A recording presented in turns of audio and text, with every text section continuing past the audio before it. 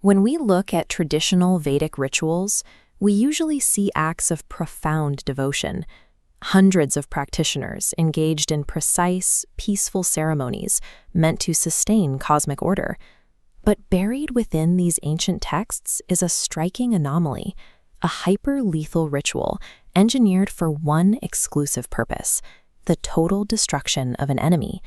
This is the Shayana Yaga, and its very existence creates an immediate problem because it directly violates the foundational Vedic law of nonviolence. This sets up a deep philosophical tension. If the most sacred texts command an act of violence, does following that command make the violence a supreme virtue, or does it remain a sin? To decode this, we have to look through the lens of the Mimamsa dialectic. The ancient Mimamsa scholars did not view morality as a set of human emotions. They treated it as a rigid mathematical system. Examining their process for the Shayana Yaga reveals the mechanical nature of how Indian philosophy actually calculates dharma. To a Mimamsa scholar, an action itself has no inherent moral weight. It is simply a neutral input, which must be processed through three specific variables.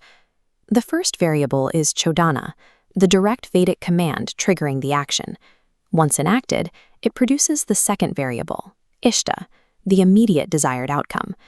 The third variable is Pratyavaya. This delayed karmic backlash acts as a systemic penalty.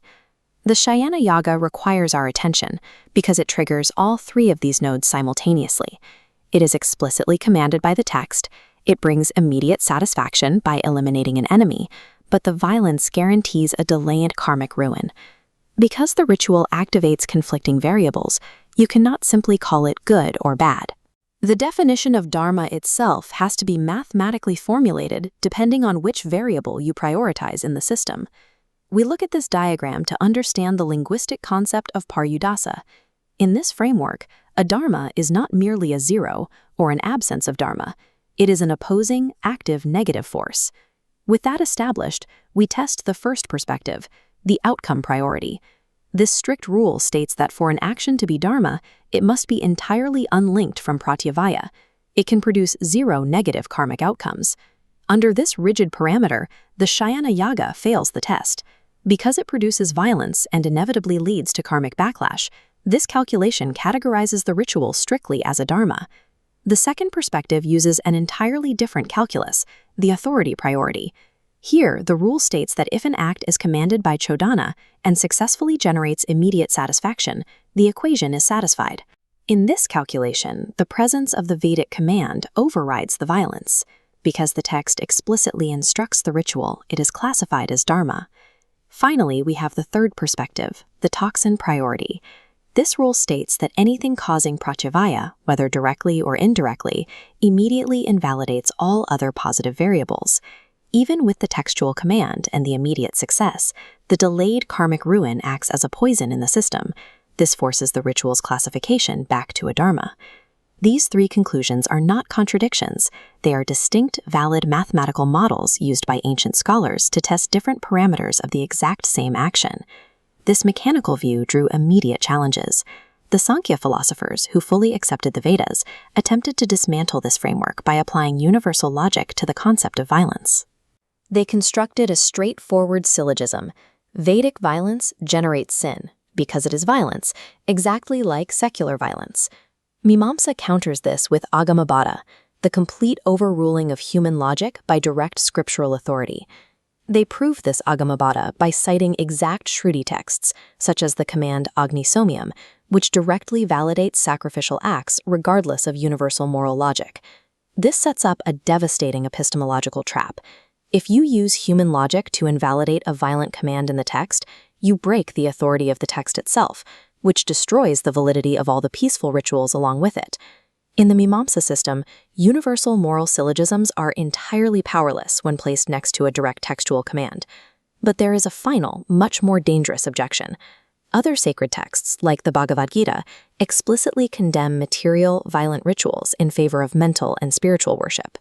Here we see a direct contradiction from the Smriti tradition, prioritizing knowledge and non-violence over sacrificial offerings. Mimamsa resolves this using an unbreakable epistemological hierarchy, visualized here as a pyramid. Direct Shruti texts sit squarely at the glowing apex. Smriti texts, like the Gita, form the wider base below. Knowledge in this system strictly flows downward. When the base contradicts the apex cannot be altered. The base must be reinterpreted to fit the peak. This relies on the concept of anyarthika, or secondary meaning. Mimamsa scholars reread the Gita not as a literal condemnation, but merely as a rhetorical device, praising the virtues of peaceful worship. Through this precise legal maneuvering, Mimamsa maintains the absolute infallibility of the original violent texts, while seamlessly accommodating the newer, peaceful philosophies of the era. When we pull back and evaluate the Mimamsa framework as a complete architecture, a stark reality emerges. The Shayana Yaga functions as a deliberate stress test for the Indian philosophical matrix, performing exactly as designed.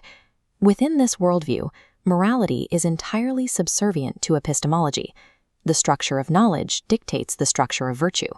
The authority of Chodana always outranks human emotion, and the direct text of Shruti always outranks human logic. The Mimamsa dialectic strips away the comfort of modern emotional ethics. Instead, it demands that we calculate the exact nature of right and wrong with the cold, absolute precision of a mathematician.